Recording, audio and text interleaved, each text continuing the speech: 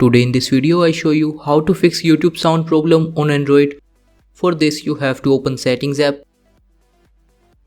Now scroll down to find Sound and Vibration. Open Sound and Vibration and make sure that your media volume levels are high. Now if you're still having problems with YouTube sound, then go back. Now you have to press and hold the YouTube app. Open app information. Click on Force Stop. Now click on OK. You can also try to clear YouTube app cache. Click on Clear Data.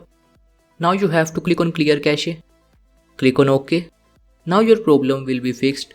So this is how you can fix YouTube sound problem on Android. Thank you for watching this video. Please like this video and subscribe to my channel for more interesting videos like this.